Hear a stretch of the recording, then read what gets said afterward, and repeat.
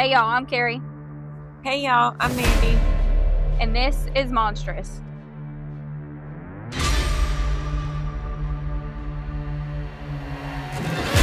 This episode contains topics and language that may not be suitable for all listeners, and topics that may be triggering for some. Listener discretion is advised. Okay. Round 2. Yeah. With a different case. We recorded this once today. A different case. For whatever reason, it did not record. So, we're at it again. Mandy has picked one of the now 3 cases we've tried to record that we couldn't and did something else. So, you got this one today. The one we were supposed to have, we'll do another day. Yeah, because that was a good one, so we still need to do it. I know, so I got to give it a little while so that way you forget about it. And then I can tell you again so your reactions are genuine and it's not like, yeah, I just heard this. Right. Oh, okay. Jesus. So let's get into it. Let's do it. Okay, so you know how there are a ton of places that are said to be haunted, but then you look into it and there's either nothing or it's something so small that it's just not worth messing with. Well, the place I have today is not like that at all. It's filled to the brim with haunts. So much so that this place has been featured in Most Haunted Live, Ghost Adventures, Ghost Hunters, World's Scariest Places, and Portals to Hell. Today we are diving into the Eastern State Penitentiary. So the penitentiary itself was meant to be a solution for hard prison conditions that inmates had been going through for some time in Philadelphia's other prisons. But I don't think it went according to plans because it's haunted. So in 1787, Dr. Benjamin Rush founded the Philadelphia Society for Alleviating the Misseries of Public Prisons, and his mission was to reform those prisons, and it was the first group of its kind. This group argued that they could go about reform in a much different way than they currently were, and their ideas were pretty interesting. In 1821, the Pennsylvania legislature decided to listen to what they had to say, and they approved funding for the world's first real penitentiary. So before 1821, penitentiaries like what we imagine today were not in existence. This would later become the Eastern State Penitentiary. They received 12 acres of land and $800,000 to complete this project. In today's money, this would be $20,304,698. Damn. Right. So now, these people were stuck between 4 different architects. So to help them decide which one would get the job, they held a contest. Because that's what one does. Whichever architect could come up with the best design for the prison would get the job. Screw your references. You just draw out the best blueprint. Right. And it's yours. So the winner of this contest was a man named John Haviland. I believe that's how you say it. His blueprint was of a building in the shape of a wagon wheel with one central building right in the middle. And then there were 7 blocks, which would later become the cell blocks, and these jetted out from the center. So exactly like what you would imagine on a wagon. Okay. So I do have a picture of it from the aerial view, which I'll post that on Facebook. Like I said, it looks exactly like a wagon wheel for all of those that don't have Facebook or can't get on to see it. So the whole goal of this shape and these cell blocks was to house 250 inmates total. In John's original blueprint, there would be a total of 256 cells. So this goal would give them 6 extra empty cells. But over the years, as inmates came and went, the prison had to undergo multiple additions because this goal of 250 inmates did not go as planned. Things went downhill pretty fast. The downfall here began with the construction in 1822. And by the time the construction was completed, it was 1836. So it took them 14 years to complete this prison. Damn. Yeah. Now, cell blocks 4 through 7 had become 2-story blocks rather than 1-story, like 1 through 3 were. Because at this point, there were so many inmates that they had to add floors to cell blocks 4 through 7. The prison itself was intentionally built on a hill 2 miles outside of the city in the town of Francisville. They did this on purpose, so that way people below would be able to look at it from town. Kind of like a constant reminder, you don't want to end up here, so you need to behave and not break the law. So it was built in almost a European castle-esque kind of way, which at this point, this way of building wasn't modern anymore. So it's built kind of like a Gothic style, which is kind of cool. I think, anyway. So it was built to appear spooky and scary.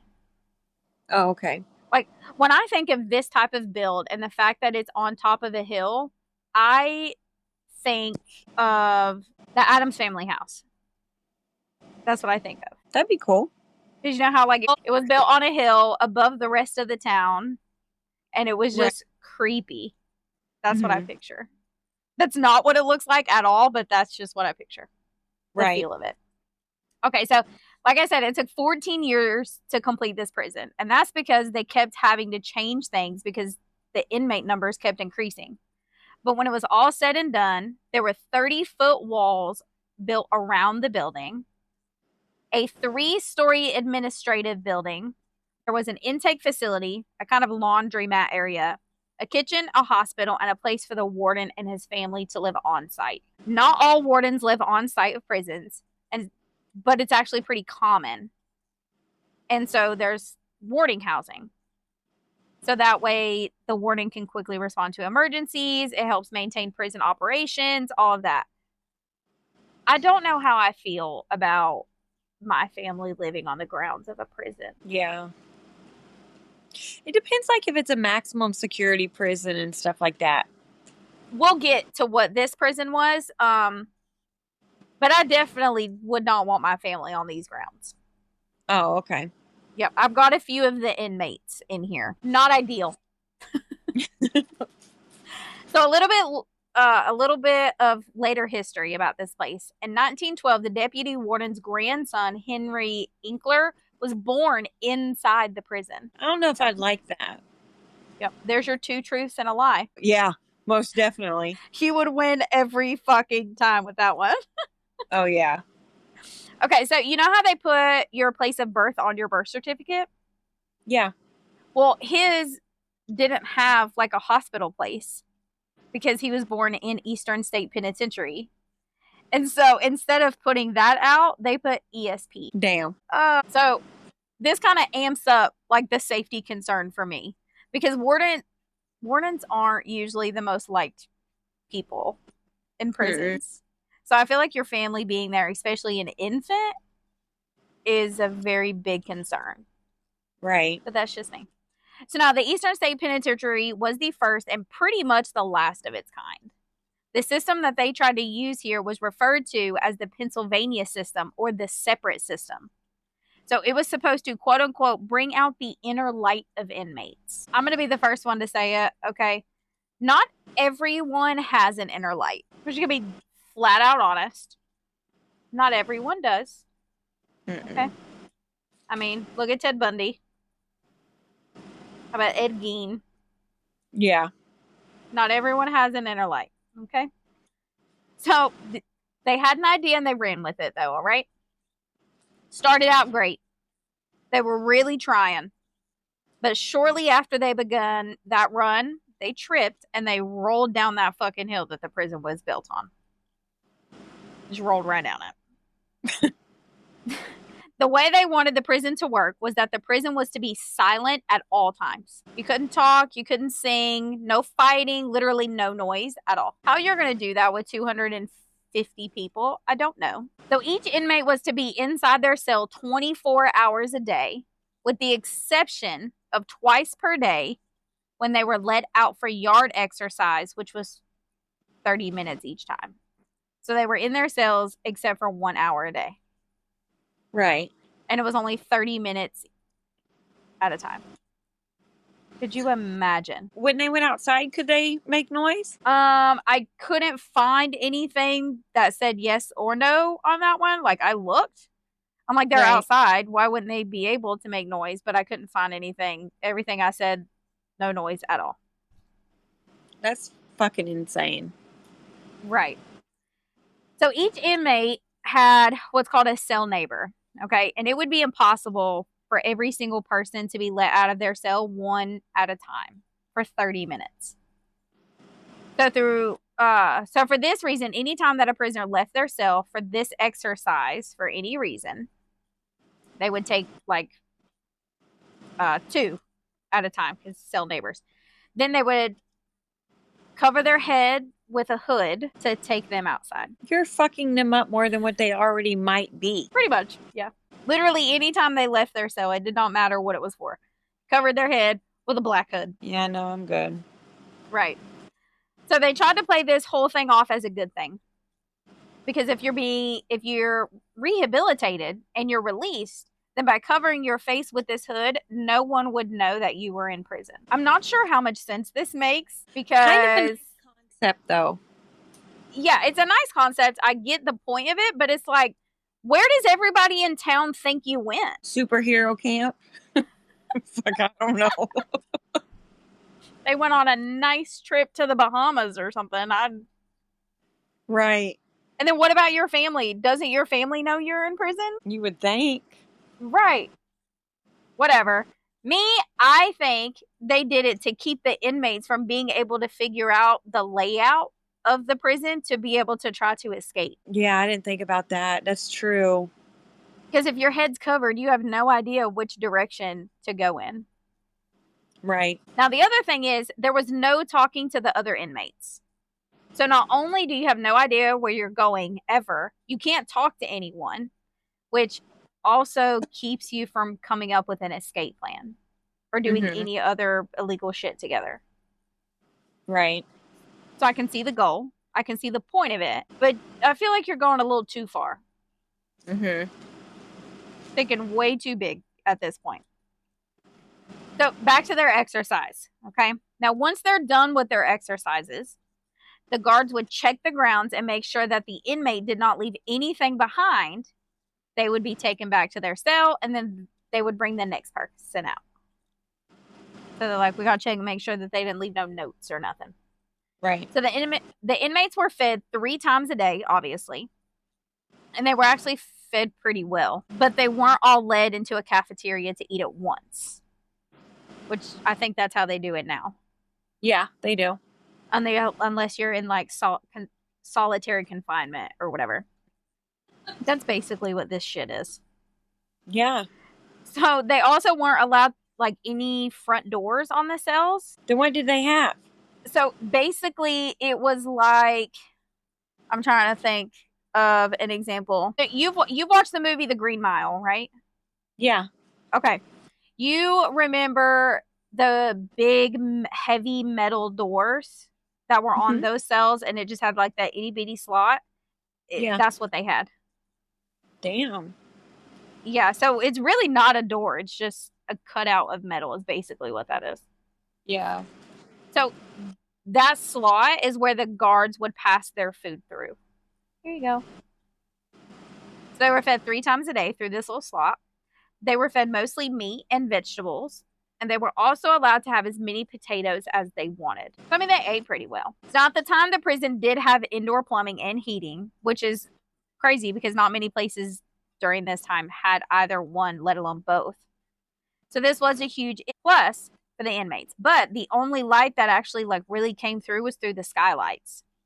So if you lived in cell blocks 1 through 3, you had pretty decent light because they're only 1 story high. But if you lived in cell blocks 4 through 7 and you were on the first floor, you were pretty much screwed because your light came from the cells above yours.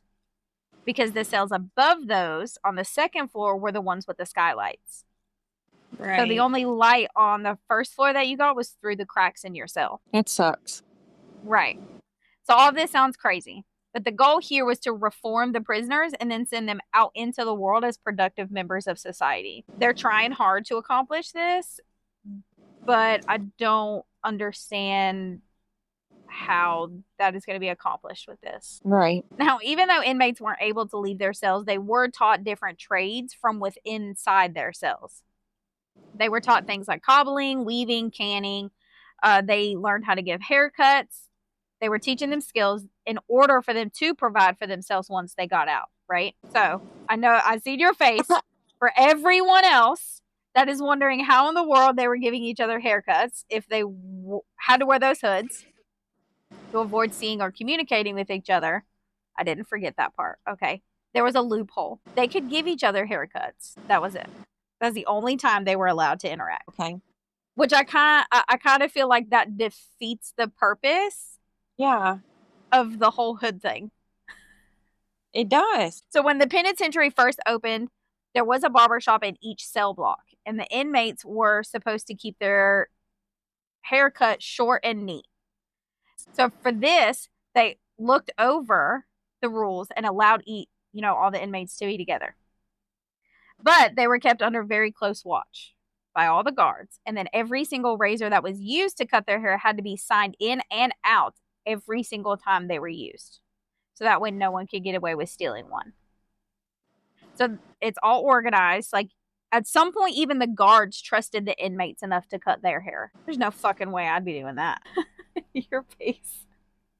No, I'm good. I'm not trusting you with a razor. Because these weren't like the razors we have today. Like, these were like straight razors. Yeah, that's what I was thinking. But, like, if I was an inmate, I would trust you. But if I was the guard that was putting a bag over your head and all this shit, no, my guy, you are not fit to cut my shit. Nope. I'm good. I'm good. No way. I imagine just the Sweeney Todd scene. Just straight across the throat. That's what I imagine. Okay. So it's important to note, which I'm pretty sure, I think I say it somewhere in here, but when the penitentiary was first opened, there were just thieves and petty criminals that were these inmates. There weren't murderers or big time criminals, nothing like that. But eventually it would get there.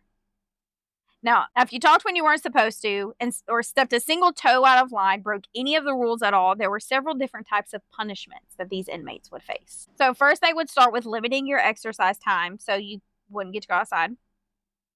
Then they would take away your extra food privileges so you'd only get 4 potatoes instead of 5. If you're taking away a potato. No. I learned my lesson. I'm sorry.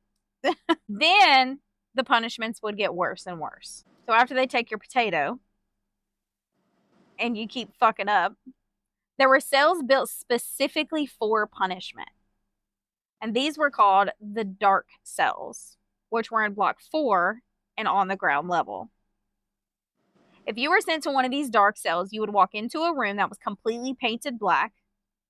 The skylight was covered. So it was just a completely dark room, straight sensory deprivation going on here. This would fuck up your eyes. Because anytime you're in pure darkness like this, from just a few weeks to a few months, it can cause irreversible damage, which causes pain when you see sunlight of any kind. Like even just a regular house light makes your eyes hurt. But that was not the end of it. There were rumors that the prison had used what is known as the iron gag as punishment. So the iron gag is a medieval torture device. So the iron gag is a metal brace that the guard would use to put into the inmate's mouth, and some would say that it attached to their tongue. There were chains that were then attached to the brace and then cuffed around your wrists, which are typically tied behind your back. With this on, the more and more that you would struggle to get out of it, the tighter the brace would get around your tongue. And a lot of times it would end up ripping your tongue out. And then you would end up dying from those injuries because, I mean, you had your whole fucking tongue ripped out. And some people even would choke on their own tongue. Yeah. I'm good. Yeah. So this led to an investigation in 1835 when an inmate has supposedly died due to the use of the iron gag. But the prison officials were eventually exonerated because why not? Right. And if that isn't bad enough for you, we're going to talk about the ice baths and the exposure to the elements next. So for this, an inmate was forced into an ice bath, or they would be forced to lay like on the ground while a guard poured buckets of freezing cold water on them.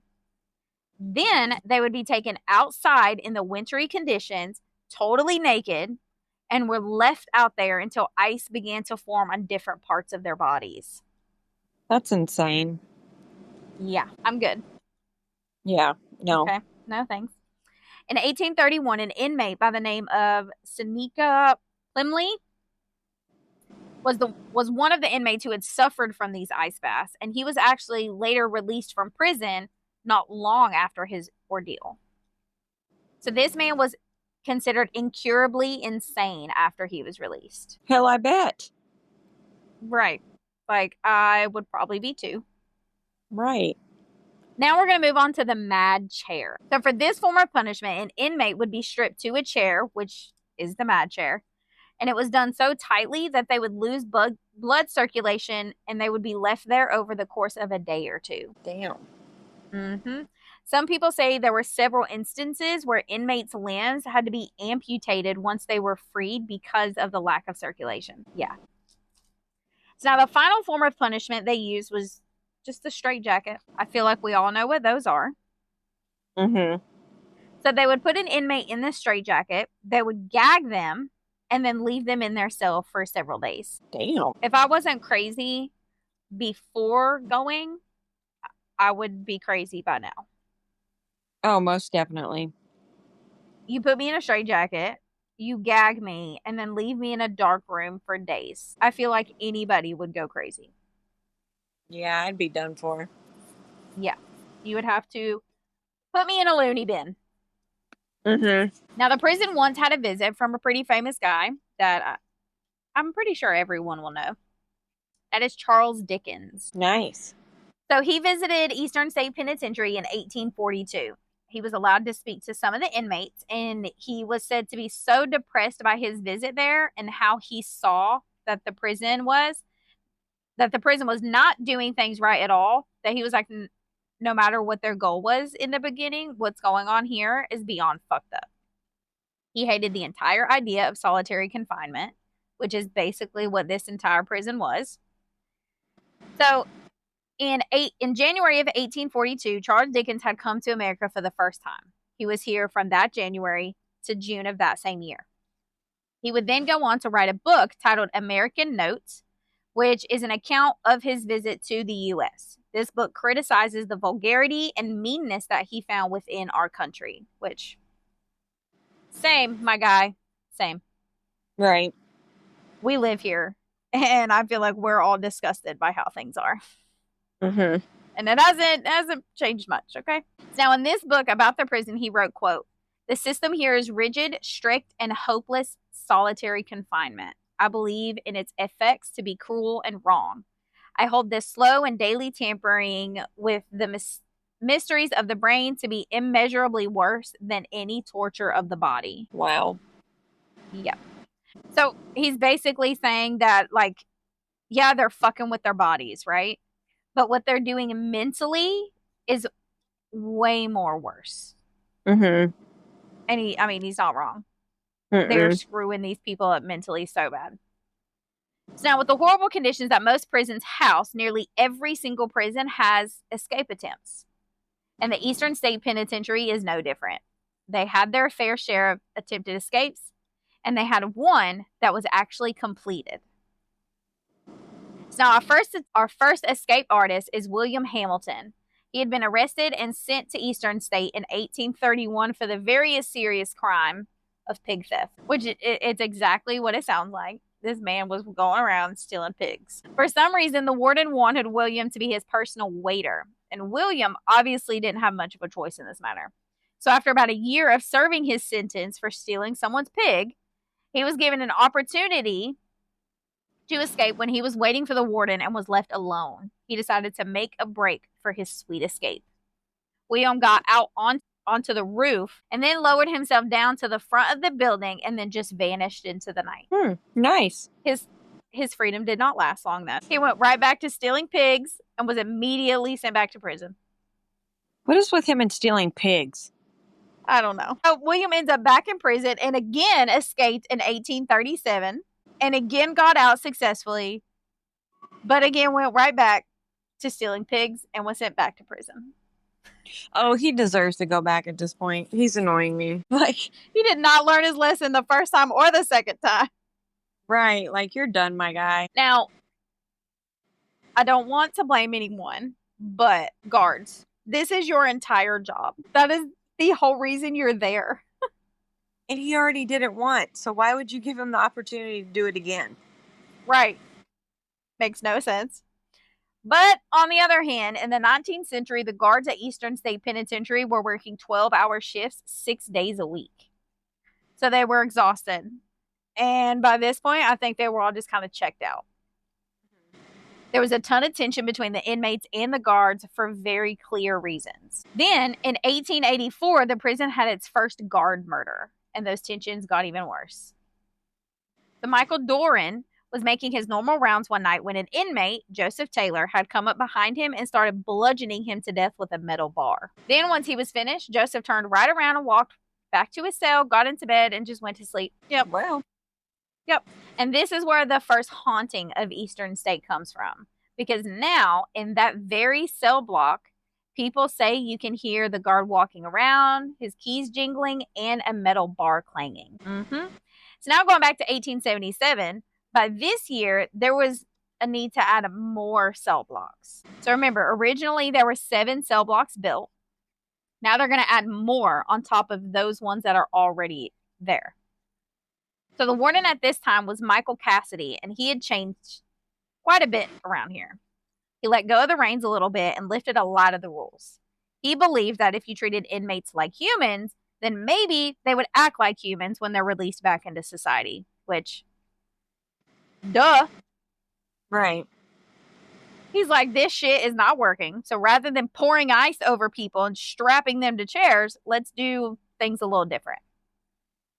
So this guy was the prison's warden from 1881 to 1900 and ended up being the longest serving warden in the prison's history.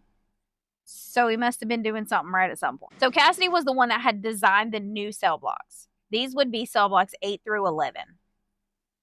So these were a lot bigger than the cells in the other blocks. And that's because these did not include personal exercise yards. So that gave room for the cells to be larger. In the 1880s, cell block 3 was converted into a hospital that was equipped with an x-ray room, an operating room, and then eventually separate rooms for inmates that were suffering from tuberculosis. So these special rooms for the inmates with tuberculosis were big rooms, and they had like these big openings in the back that were covered with metal grate fencing to get fresh air to come in and out of the room. So, you don't want all those nasty germs just lingering around. Now, in 1911, cell block 11 was completed, and it was the first cell block to be 3 stories high. And instead of having a skylight, each individual cell had a tiny window, and the ceilings weren't arched like the others were. So before this prison was built in that Gothic style, but these cell blocks were when things began to change architecturally in a very big way. Now, aside from this change, Eastern State was also about to have a very big structural change to the entire place. By the early 1900s, most of the individual confinement faded due to the overcrowding.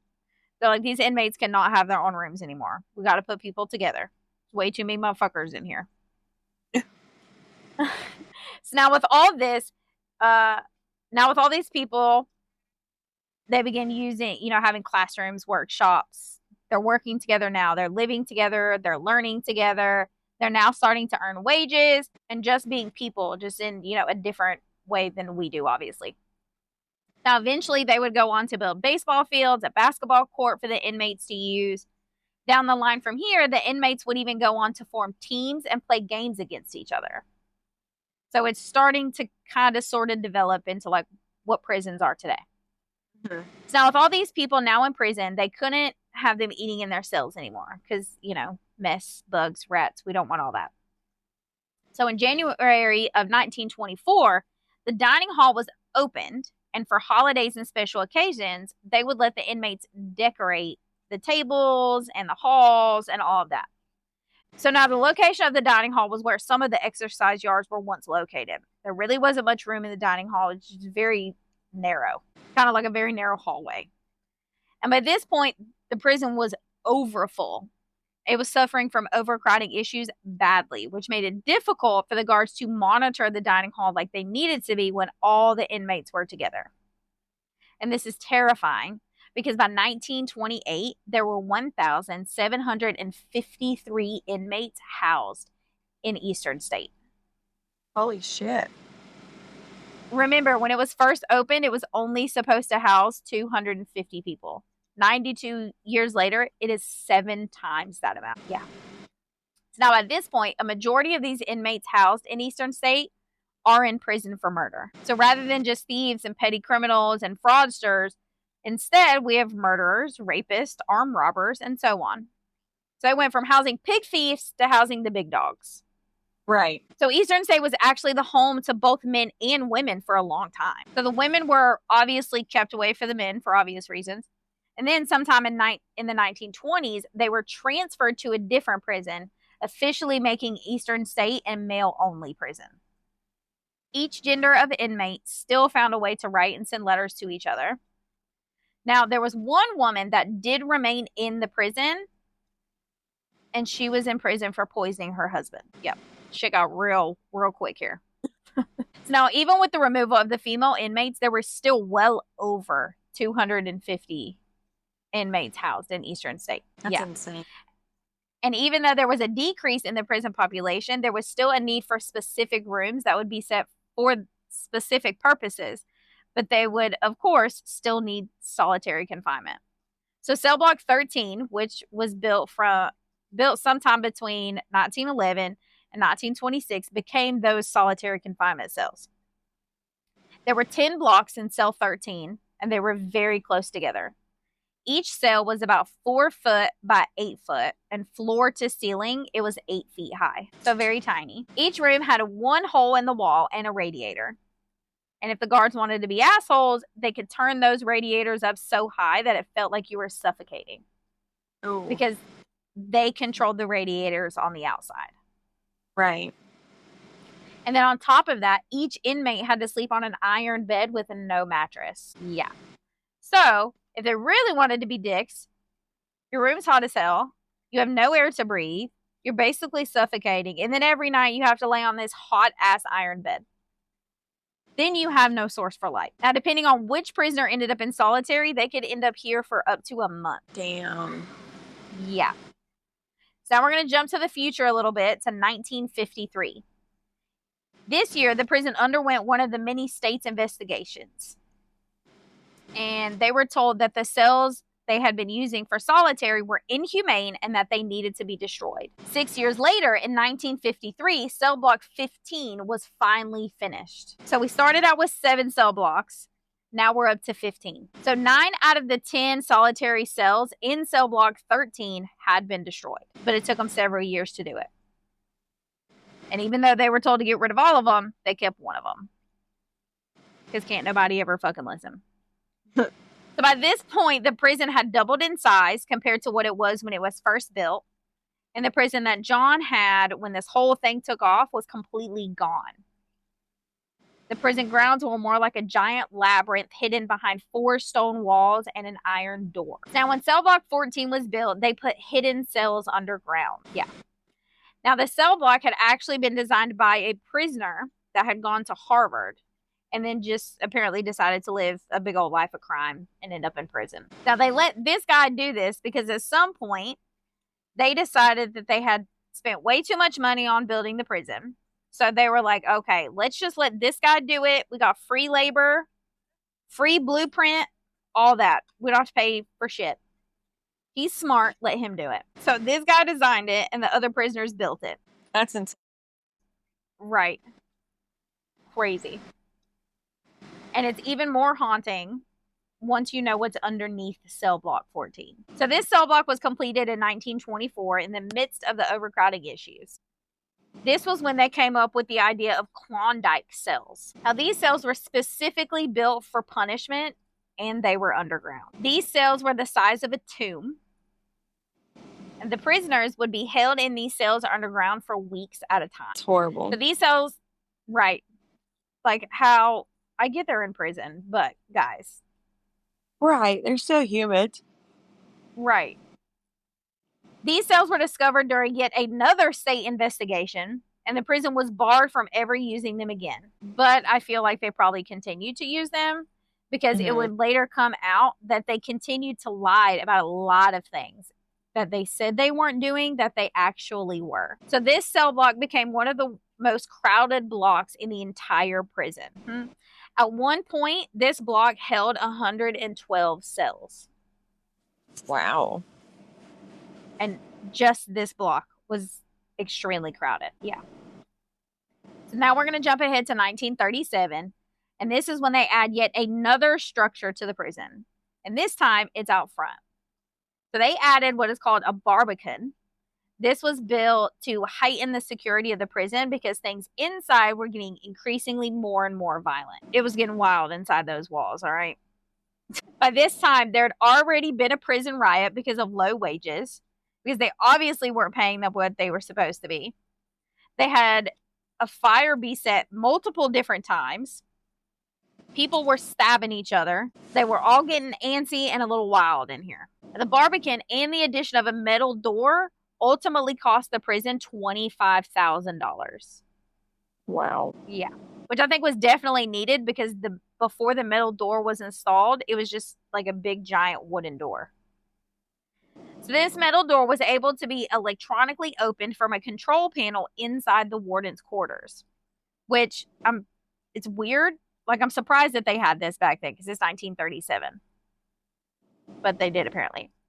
So now the barbican is basically just a building in front of the prison so that you would have to go through there, and then that's where you would meet your family and all of that rather than sitting in the middle of the prison.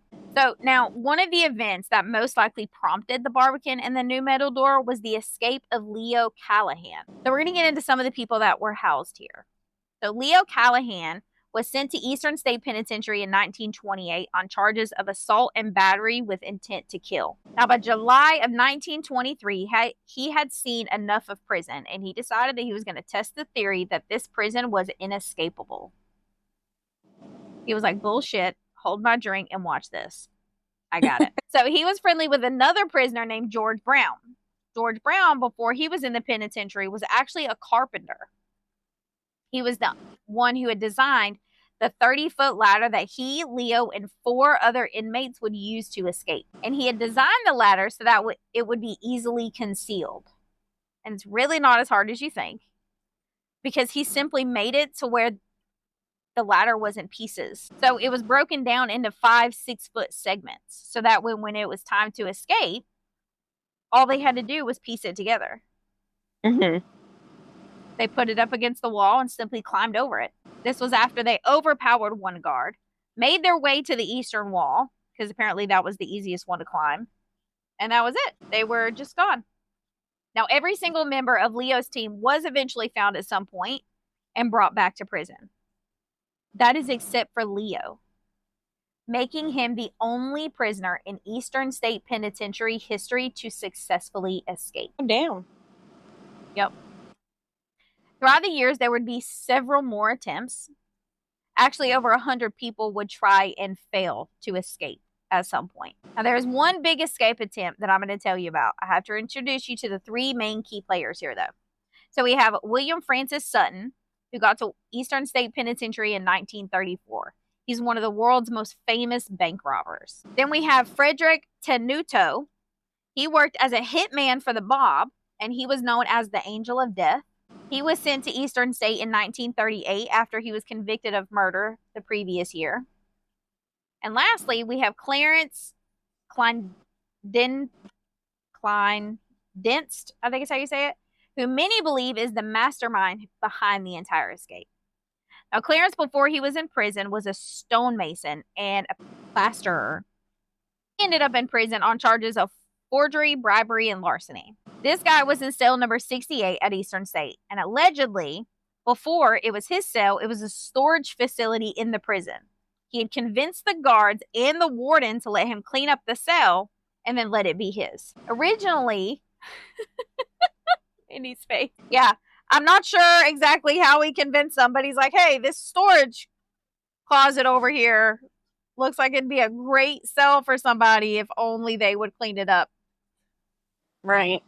All right, you want it? Clean it up and it's yours. I imagine that's how that conversation went. Okay, so originally this was supposed to only be his cell, but he ended up having a roommate. But instead of cleaning up the cell, he got to work figuring out how to build a tunnel out of that cell. So that way he and 11 of his buddies could use it to escape. Now, this was a long process, but he had been able to hide what he was doing by making a plastic mold of his own face. So that way, when he would leave his bed, he would have that mold for when the guards came to check on him. That's smart. Right. Then he created like this panel inside the wall that he could just put up and take down. And then he put the trash can in front of it so they wouldn't see the hole. Damn. Right. So obviously, like I said, this was a very long process. But by April 3rd of 1945, Clarence, Frederick, William, and 9 of their friends entered the tunnel and climbed out the other end, outside.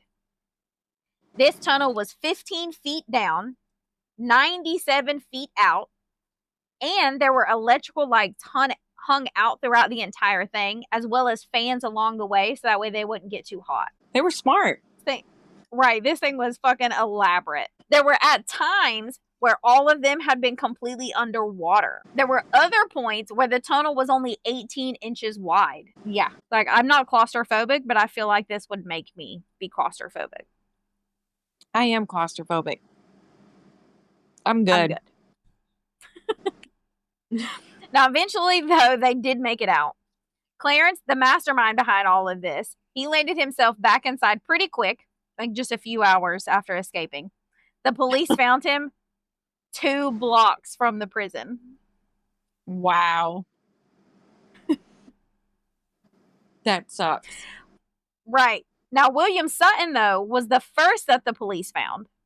So he was found even before this guy. So he later tried to pretend that he was the mastermind behind the whole thing and even wrote a book about it. But they're like, no, sir. So another guy named James Grace, who was one of the guys that escaped with them, just one day showed back up at Eastern State by himself. He was just like, you know what? This isn't for me. I'm hungry. Let me back inside. Damn.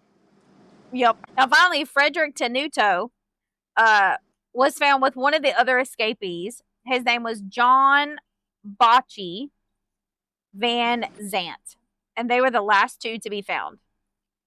It took the police 2 months to find them. So I've got a fun fact here about this James guy. His nickname was Bocce, and that was because he had a history of fucking up crimes. They literally called him Bocce because every crime he was a part of, he somehow botched it. It's fucked up. Yep. So now he and Tenuto had actually attempted to escape together just 3 years before this big tunnel escape. And they were found the very next day. So this was these 2 guys' second escape attempt. Once everyone was recovered from the Great Tunnel escape, a year later in 1946, Frederick Tenuto, William Sutton, and Clarence Clendis, I don't know how to say his last name, I'm just going to be honest, got transferred to Holmesburg Prison in Philadelphia because this prison no one had ever escaped from. That was until Clarence William Frederick and this other guy named David Einikin, who was another guy involved in the tunnel escape, tried escaping from this prison. Damn. So now, while police were looking for them, William Sutton had actually made his way to number 1 on the FBI's most wanted list. And he eventually was turned in by a barber named Arnold Schwester. And at some point after this, Arnold turned up dead, shot, having been shot to death only 2 blocks from his home. That's crazy. A lot of people think that Frederick Tenuto was responsible because even though they hunted for him, he was never found or heard from again. So he successfully escaped that prison. That's insane. So, right.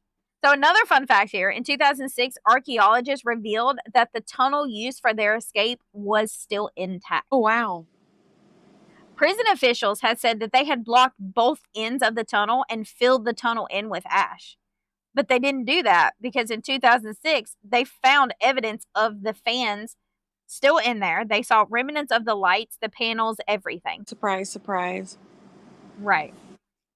So some other noteworthy inmates, because there were a few at Eastern State, included Al Capone. Wow. Mm-hmm. Yep. This is why I would never want my family to live on grounds. They also had a black lab named Pep. Named what? Pep. Oh, Like Pep had a mugshot and everything. damn. So Al Capone stepped onto the soil of Eastern State in 1929. He was there because he had been carrying a concealed weapon in a movie theater. Some people, though, think that he had actually arranged to spend time at Eastern State so that way he could avoid the St. Valentine's Day massacre in Chicago, which was where a ton of mob bosses got hit. Mm-hmm. He later said that he was actually haunted by the ghost of mob boss James Clark while he was in Eastern State because he was the one who had ordered the hit on James. So it was said that Al would go on to buy new uniforms for the baseball teams, and he would just listen to Walt's music on the radio, just hung out. He was just vibing, living his best life in Eastern State. But that vibe would come to an end on March 17th of 1930 when his time had been served. People everywhere, of course, heard that he was going to be leaving the prison at this day at a certain time. So they gathered outside the Eastern State waiting to catch a glimpse of the infamous Al Capone. What they didn't know was that he had made a deal with the warden. The warden had let Al leave early that morning and transferred to another prison so that he would be able to be released from that one at the same time and would avoid all the attention and potential enemies hiding in the crowd. Because at this point, the St. Valentine's massacre had occurred and people were pissed and they knew that Al Capone had something to do with it. That's wild. Right. Also, he had his tonsils taken out in one of these operating rooms inside the prison. Oh, cool. Yeah. Why? No, I don't want to have surgery in a fucking prison. Right. No. Okay, so like I said, there was a black lab housed in the penitentiary. His name was Pep. He posed for a mugshot. Pep was said to be in prison for murder. Of what? He was the dog of Governor Guilford Pinchot, and he had allegedly killed the governor's wife's cat. Oh, Jesus. Oh, my God. Like, I feel like it was all just a publicity stunt, something to get the papers to write about. Right. Because they had nothing else to do on that day. But, and I really think he was just sent there to boost the inmate morale and cheer them up. But he didn't even hang out with the inmates. He did rounds with the guards. And he wasn't the only animal at Eastern State either. There was another dog there, and this one was the guard's dog. Her name was Lady. Oh. She was a beagle. And according to Charles Dickens, one of the inmates had a bunny in his cell when he visited. Others were said to have had cats and birds. So everybody's got a little prison pet. Mm-hmm. So I think the last important event to talk about before we get into the haunting of the pen is the riot that took place on January 8th of 1961. This was not the first riot, as we know, but it was the biggest in the prison's history. So this inmate named John Klausenberg, he was walking back to his cell with a new guard. They're talking and just kind of shooting the shit on the way back to John's cell. John asked the guard, "Hey, do you mind if I go over here, man, and stop at my friend's cell? Can you just let him out real quick, just for a second? We just got to have a little chat." So this fucking idiot, okay, decides, let's just open this guy's friend's cell. So then the two of them overpowered the guard.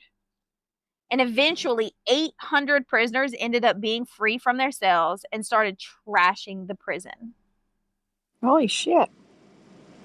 Which, at this point, they'd been abused. They went through all kinds of crap. So these guys just went nuts. They set rooms on fire, like the record room. They stole from the pharmacy. They cut the phone lines. They were stabbing guards.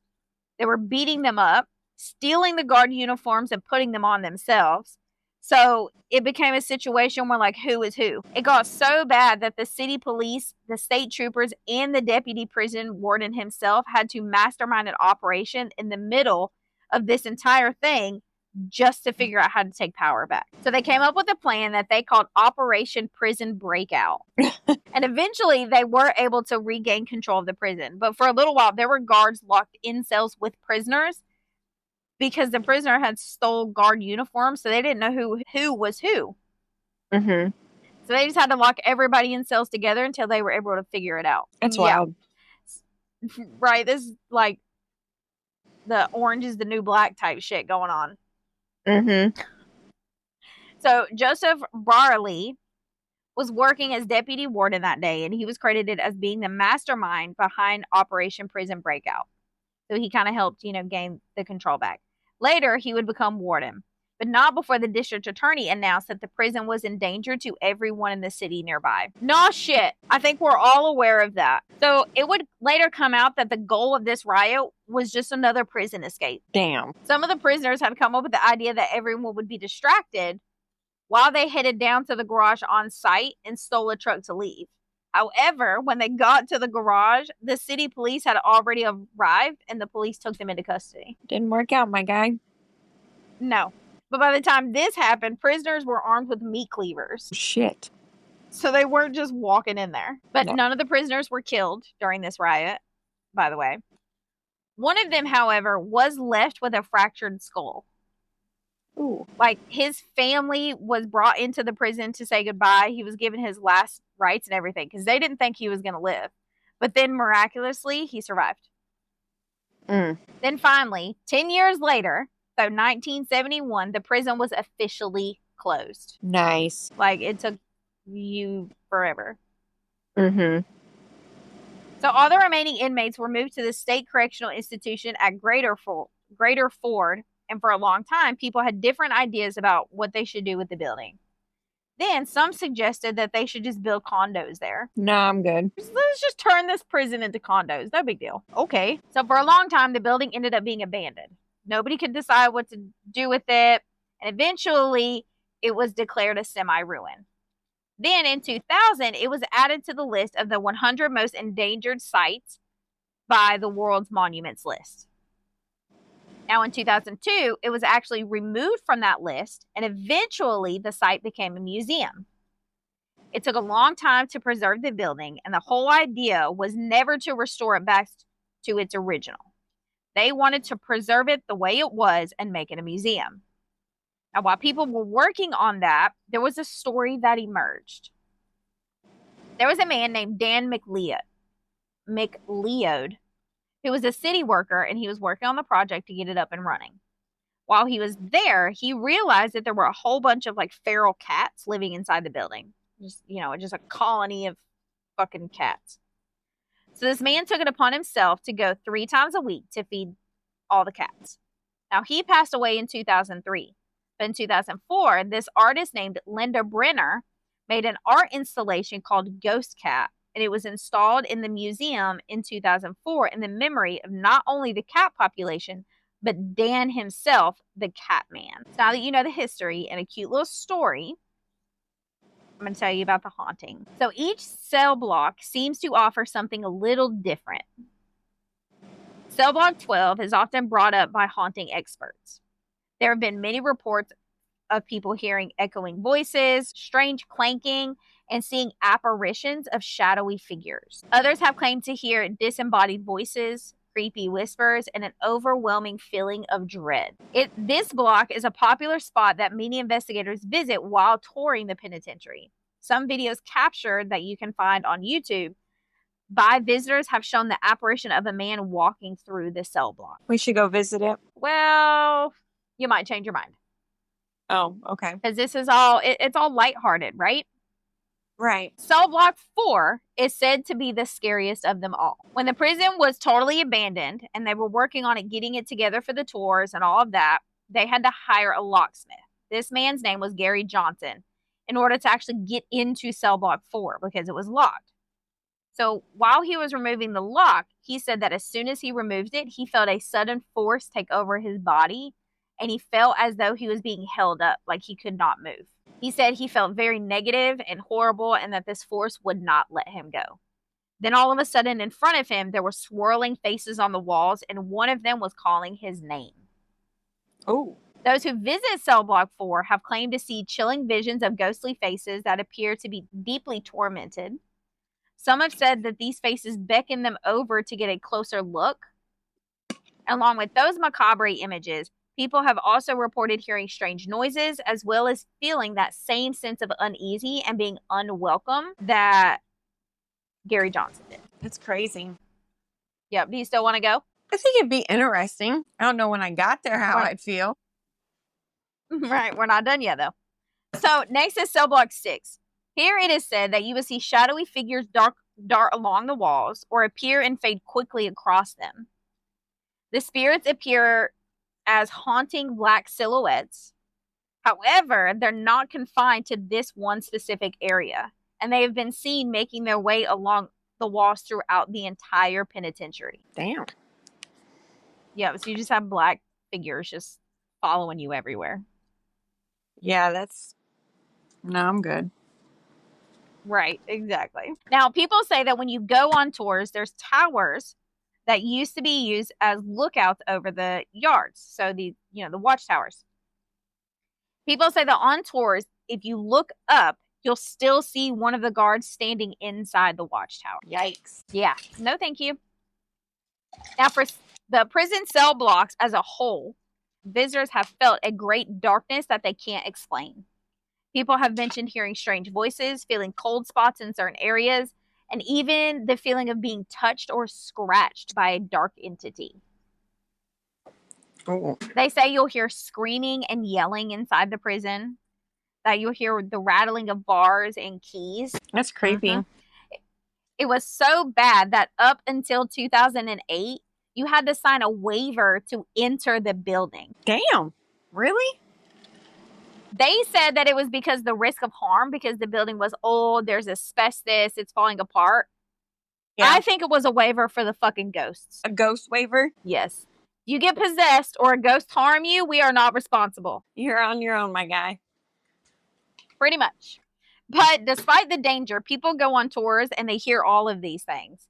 And they have really leaned into the haunted name that the prison has been given. So if you ever go for Halloween, they have this event all through spooky season leading up to Halloween night. I think it starts like the very beginning of September, I believe. And it's called Halloween Nights. So are you ready for this? Yes. The website says the terror behind the wall includes 4 haunted houses, 3 immersive walkthrough experiences, 3 live and interactive performances, a light show, campfire ghost stories. They have 2 gift shops, a trick-or-treat store, 4 themed bars and lounges, and this includes a speakeasy inside Al Capone's cell. Ooh, that would be cool. I just want to go for the speakeasy. That's what I'm saying. Really cool, dude. I don't care about the rest of it. I just want to go for the speakeasy. Yeah. You're also given 3 opportunities to explore all of the cell blocks, so you get to experience the haunting for yourself. At one point, there was an audio tour that you could take, which was voiced by Stevie Buscemi, who we all know from movies like Big Daddy, Grown Ups, and Hubie Halloween. And that's just a few of them. And as if it could not get any better, they've also used this site for a couple of movies. Ooh. So first was the 1995 movie 12 Monkeys, which I've never seen that movie. Sounds weird as fuck. They also used it in the 2009 Transformers Revenge of the Fallen. Oh, good movie. And then some smaller, lesser known movies. Yep. And that's the Eastern State Penitentiary. That was pretty cool. Yeah, I think we should go look up some, I don't know. You said you wanted to? I just want to do the speakeasy, man. But fuck the rest of it. But yeah, maybe we could check into it and just do that part. Be like, we're going to opt out of all the rest of it. We're just going to do this one. Right. Like, I like scary stuff, but I don't know how I feel about going somewhere that everybody knows is haunted, because I would be the bitch that the shit would attach to. We could do a podcast on it if it happened. We could interview you. Right. Like, Daxton already has like a little shadow friend in my house. I don't need anything evil. Yeah, that is true. Right. We've lived here for 2 years And Daxton's little shadow friend has never caused any problem. He just kind of stands there and then just disappears. Never had anything crazy. I'm not trying to mess up the feng shui over here with The something vibe. attaching to me. Yeah, we ain't trying to mess up the vibe because our house is old. Yeah. Only God knows how many spirits are actually in our house that we don't know about. And I don't need some outside spirit coming in and just messing the whole thing up. Well, maybe we should do a Ouija We board live at your. in. No, wait, no. We ain't doing that. You done lost your mind. I think we should. No. You done lost your ever loving mind. I don't Idea. play with no Ouija board. Okay? That's too much for me. We don't know enough about the other side for me to just dive into it. We don't know the rules over there. I mean, maybe they can only attach to people during certain times. We don't know. Maybe we should figure it out. I'm good. Okay. I You tried. can do it at your house. You can do it at your house. It shouldn't happen to this dumb house. Right, exactly. See? But you got a shadow person. So we should do it there. That's even more reason to do it at your house. I don't see shit. But watch, now tonight, I'm going to wake up in the middle of the night and I'm going to be seeing all kinds of shit because of you. Thanks.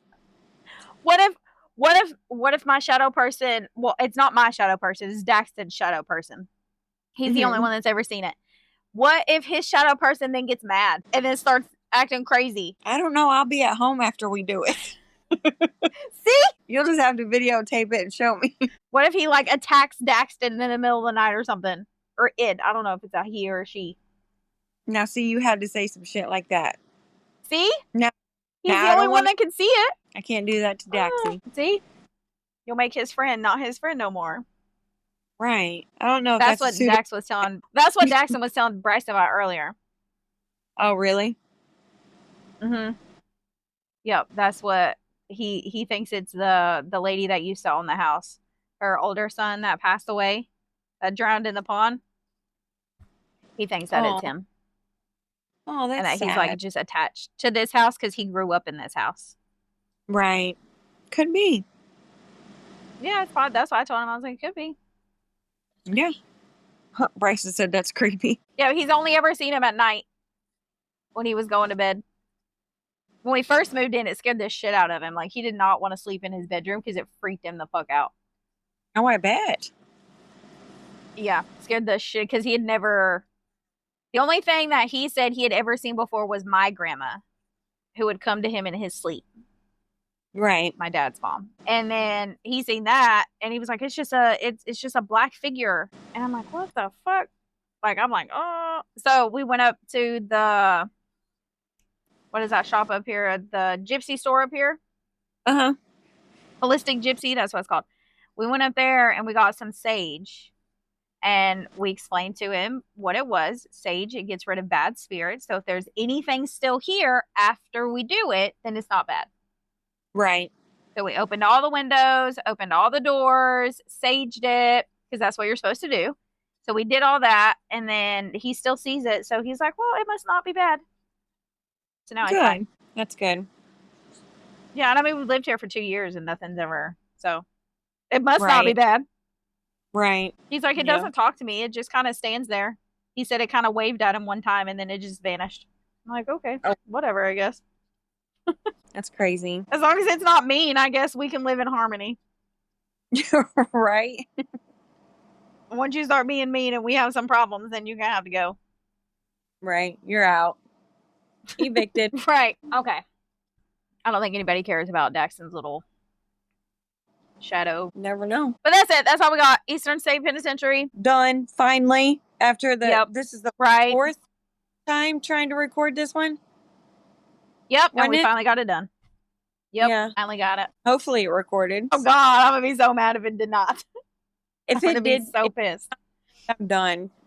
I'm done. Right. We're done. It's a wrap. It's still going. The timer is. So we'll see. Yep, we'll see. Yep, that is it. Let me see. We are not doing a bonus episode for August because starting September 5th all the way to Halloween, you will get a bonus on every Friday for spooky season. We're Mm-hmm. not doing a bonus episode this month. That's coming up. Next week, we got a good episode. And then I believe it's the week after that. We're in spooky season. I can't wait. Starting September 1st. I'm so excited to Yes. put my Halloween decorations up. Girl, me too. I'm waiting for that shit to get in the store so I can buy new ones. I know. Get my zombies out, put them in the ground. Yeah. Mm-hmm. Hell yeah. Last year there was a little boy. His mom would take him on a walk every day, and she told Mama that she had to walk him past here every single day to see if we put any new decorations out. Oh, that's y'all gonna go. Y'all are gonna have to go all out this year. She was Cool. like, he loves your decorations. I guess the creepy pumpkin blow up that we have. She said that was his favorite. Oh, He's like that's cool. 3. Oh, Yep, I know. I'm like, you're so cute. Yep, but that's it. That's all we got. all right. All right. Give us a rate, a review. Make sure you subscribe so you get new notifications, especially with spooky season coming up. It's right Mm-hmm. around the corner. I think it's 2 weeks out now. Yeah. Make sure you hit that subscribe or follow button, whichever you have. And that's all we got. So we hope you keep listening and remember to, Watch for monsters.